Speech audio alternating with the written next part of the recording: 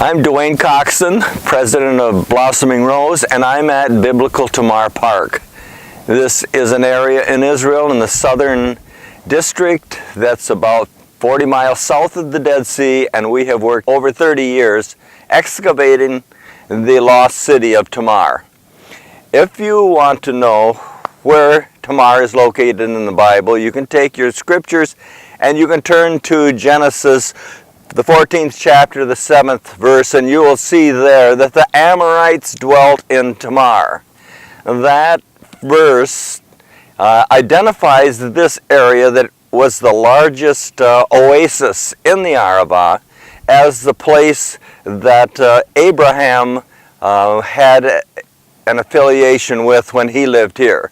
And so this park goes back many, many years, thousands of years. Abraham is identified with it. Moses is identified with it. The Israelites certainly are identified with it, with Solomon's fortress here and with several Israelite kings building fortresses here.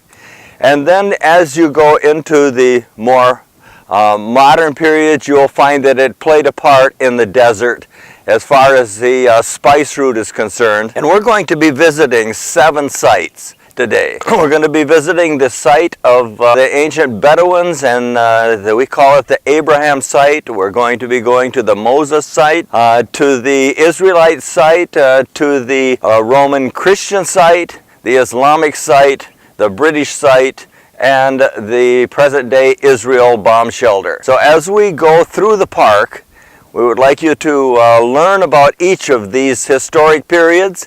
This is the only place in Israel that is able to do this type of an educational program. So follow along with us and we will have a good time in the next few minutes as you see these different historic sites. Thank you. This is the first period, the period of Abraham. His teachings are the foundation teachings for everything that we have in the Bible. His name is repeated through the Jewish scriptures, through the Christian scriptures, through the Muslim scriptures. And if you want to have a wonderful Bible study, study the life of Abraham. Genesis 18:19, these words we know why God chose Abraham. He said, "For I know him, and he will command his children and his household after him, and they shall keep the way of the Lord to do justice and judgment, that the Lord may bring upon Abraham that which he has spoken of him." This is a tent that Abraham would have lived in, this type of tent. It is a genuine goat's hair woven tent by the Bedouins of this generation, but these tents did not change in how they were built and how they could be moved from location to location. Ishmael would have been here at different times of his life. He would have used a tent like this. This is where little Isaac would have been raised, where Sarah would have lived. She would have had her tent, and they would have herded their sheep in wilderness areas such as you will see today in the background. If you can come to Israel, you'll be able to wander the desert of Paran. You'll be able to wander through the areas that these famous people live. That hasn't changed to any degree simply because no one has disturbed the desert. When we came here 30 years ago and began to dig up the lost city of Tamar, it had not been touched for 1,000 years. And we removed the sand and the walls came up, and we decided we needed to picture the periods of time from the beginning of the writings of the scriptures to the present day. We have walked into the second display at Biblical Tamar Park, the Moses period. And here we have a beautiful facility that has been built with the 10 Commandments. Of course, we know that the teachings of Moses were drawn from the words of Abraham, and from those teachings came the foundation of the Jewish faith. From that Jewish faith came the teachings of Jesus in Christianity and the teachings of Muhammad in Islam. God spread his word through the Jewish people. And as the children of Israel came out of bondage from the Egyptians, according to the scriptures, they wandered in the wilderness for 40 years. Where did they wander? We are aware of the fact of the ancient names of places here, such as Ovot. And this is Ovot. This is actually Ovot that's recorded in the scriptures. And when it talks about the Israelites going up against the king of Arad and going up the Akabim or Scorpion's Pass, that's only about 3 miles from here. And we know that they lived in this area, and it's known that there is a very large mountain, that's Mount Hor here. We know what happened at Mount Hor. Aaron died. The Israelites spent a good deal of time here, and the major reason they spent the time here is because they had the huge and abundant waters of Tamar.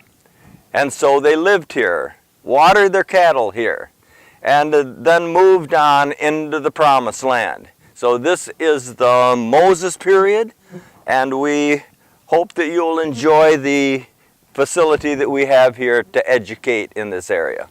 It took a lot of work for the Lundquist Foundation to put these miniature tabernacles together to teach people what happened in the beginning and why it was so important to have this system of worship. And today we are the benefactors of that. We have made this so that school children would be able to come in here and realize, especially Jewish school children, what their heritage is and how Moses built on the teaching of Abraham. And then as we go into the Israelite period, how the rabbis and the prophets were able to build on these foundational truths that Moses gave to the children of Israel, and that they have kept to this day to the Word. This is the Israelite house. This building, as you can see the foundations here, is the oldest and the largest Israelite house in the Middle East. That is something that is extremely important because this was built before the walls were built here. And this Israelite house is probably 3,500 years old. It's older than Jerusalem is. And this city is older than Jerusalem is. These ruins, the house was probably 2 stories. The animals would have lived in the lower story. The people would have lived in the higher story. And they would have drawn their water from the springs. They would have watered their cattle and their goats with the abundant green that was here. It's said that the people that came out of the desert could hear the bubbling and gushing water from a long distance and knew that they were coming to their water source. This is the earliest of the structures that we have in the park that were built by the Israelites. There is no city, excavated city in the Arava that has the dimension of Tamar. Tamar is 7 times larger than Kadesh Barnea, according to Dr. Cohen, the famous archaeologist that excavated the Sinai and excavated these cities. There's no other city in the Arava that has the depth, the age, and the water that Tamar has. This urn would not have been here in the time of Moses and Abraham. These stones would not have been here. One thing about the Roman occupation was that they left a presence, they left a mark, they left a history for us to see what this land was like during those years of occupation. And the kingdom of Israel lasted for a very short time. We know that in 722 that the northern kingdom went into captivity. In 586 the southern kingdom went into captivity, and there was no more Israel as a united nation until 1948, and we are all witnesses of that are older, of the beginning of Israel again, and of the powerful presence that Israel has in the world, which is a very prophetic presence. It says that in the end days that Israel will become a powerful nation that will flow forth the law of Moses. And we're seeing that in our generation. But this water now that comes out of, this living water that comes out of this great spring that was here, is evidence of the fact that Abraham and Moses and the Israelites and the Romans all lived in this area and were nourished by the springs of Tamar. This is the ancient granary that was, we found seeds in this granary 2,000 years old. It is as if the people walked away and all of their stores of grains were left here.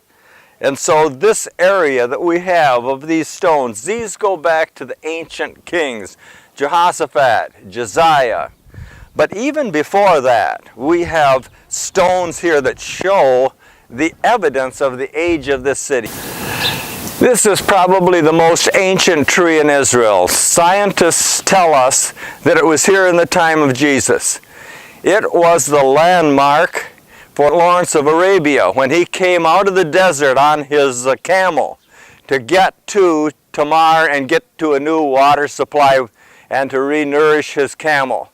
So this tree has been just a landmark here. It's called the Spina Crista. Some scientists believe that it's over 2,000 years old. This ancient tree will probably be here for generations to come because we're nourishing it now, again, with the spring waters of Tamar. You will notice that the lighting is changing. The desert is hot and dry, and we are in the second hottest spot of measured temperature in the world. Okay, I am standing at the top of the Roman treasury. This is where all of the flags and all of the Roman coinage was kept that they paid their soldiers. And you will see that it has an arch. It had a floor across it originally so that the weapons and the money and the flags were kept in a secure place. There are only 2 of these Roman treasuries that have been found in excavations. This was found in Israel. This is the only one in the Middle East that's been found. And then there's one in Great Britain. And as we go down, you see this little piece of pottery? This is called a shard.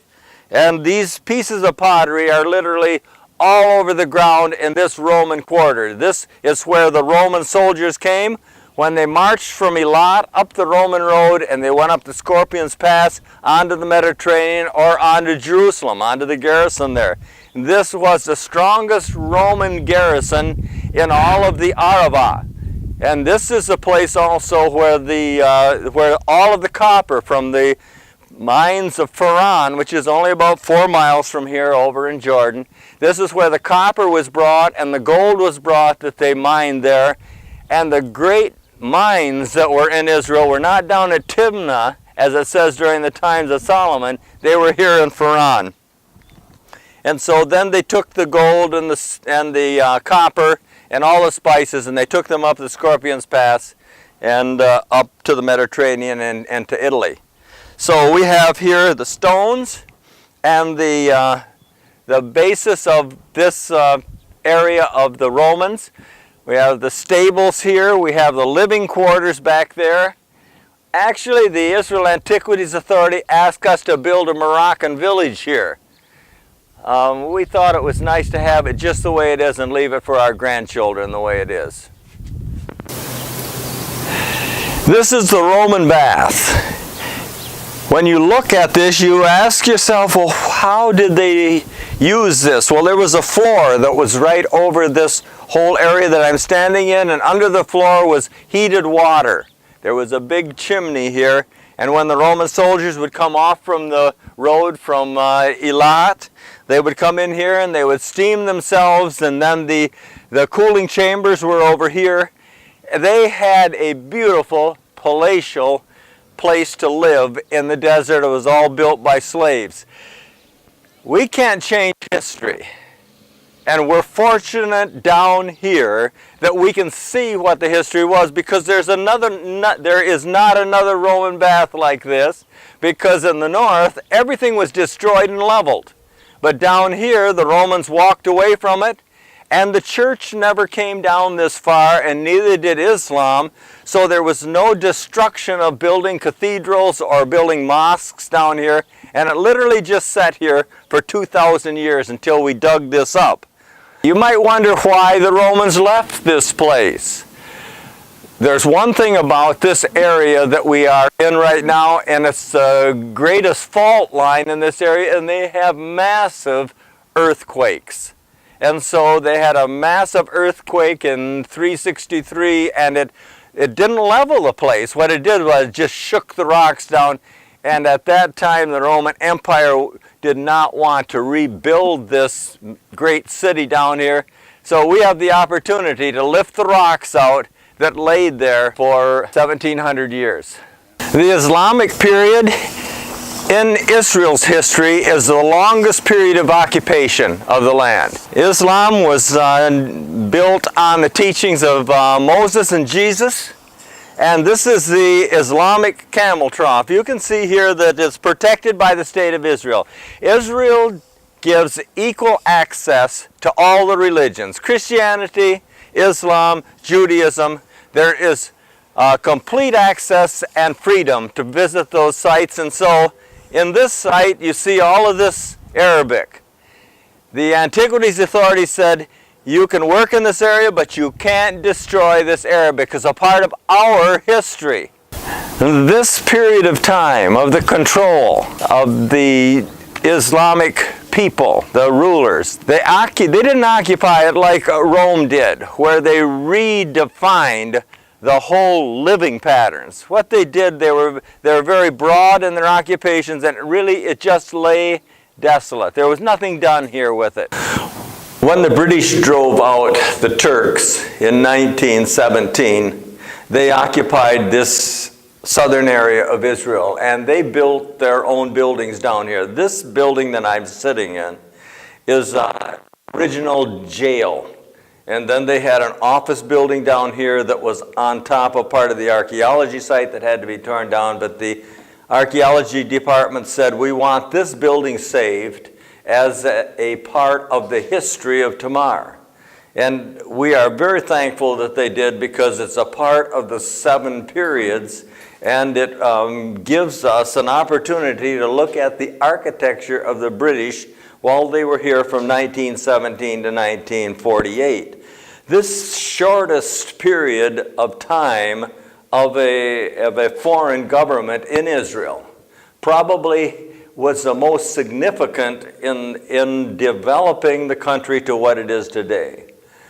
We have Theodor Herzl, who is considered the father of Zionism, the father of Israel, an agnostic Jewish man, a non-practicing Jewish man, as many of their leadership was, who felt like that the homeland of Israel shouldn't be in Uganda, but it should be back in their homeland. And Chaim Weizmann, who was the great chemist during the First World War, who developed the ability to make gunpowder out of acetone, influenced the British victory over the Turks probably more than any other one thing. And as a result, the British said to him, we want to do what you want to do after you've done this great thing for England. And he said, I would like a homeland for my people, the Jews.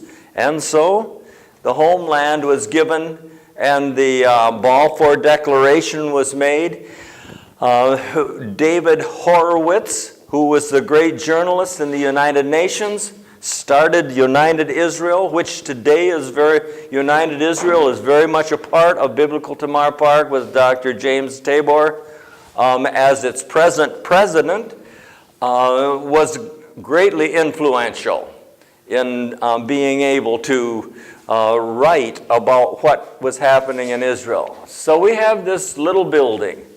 People come in here, and many people believe that the British treated the Jewish people, and they did. Many of the Brits didn't appreciate the fact of what they did in Israel. But if it hadn't have been for Imperial Britain, probably Israel would not be a nation today. So we look at the good part of it, and we leave the other part as history. We look at the good part of what the Romans did to leave us evidence of what history was like when they were here, and we'll leave it to the historians to answer the hard questions of injustice. We are in an Israeli bomb shelter.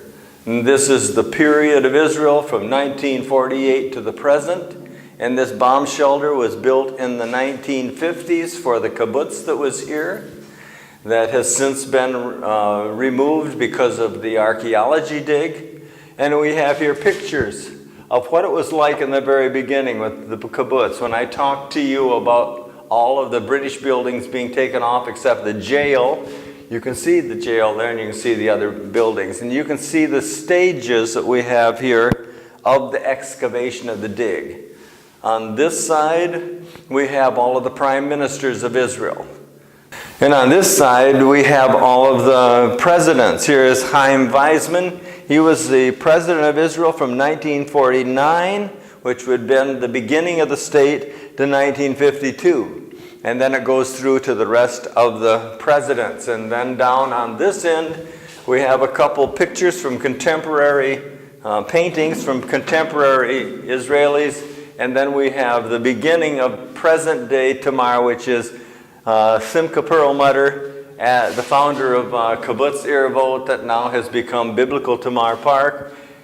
Yigal Israel was the director of it, along with Dr. Cohen, and he, for 25 years, excavated history of that. And then you have a history of Blossoming Rose and what we have done here. So people come to this bomb shelter and they see this is the Israeli period. It's a period of really insecurity. Israel was a tiny nation. Many of the Arab nations around them fought against them to destroy them. But as the prophet said, and we've got to realize this, there are two things that are important here in the Bible. One is water. The desert shall rejoice and blossom as a rose is the theme of Blossoming Rose in Israel. And we are seeing water that's making great farms down in the desert here that was just barren land. The other thing is that the word of the law shall flow forth from Mount Zion, and that doesn't happen if you aren't occupying and if you don't have the power to put the word out to the world. And that is going out in a powerful way. Israel is a powerful nation, much more powerful than under King Solomon and King David. Much more powerful. They're a world presence. And if we wanted to go to that area of what the Jews are doing in making the world a better place to be, it would be a very, very long list of discoveries. So Israel is a nation today, a part of the United Nations, and my opinion is that we are in the days when Israel becomes stronger and stronger and stronger until righteousness will prevail over wickedness, and that ungodly nature that is in many people will be destroyed, and the earth will return to a state of peace as it was in the day of Adam.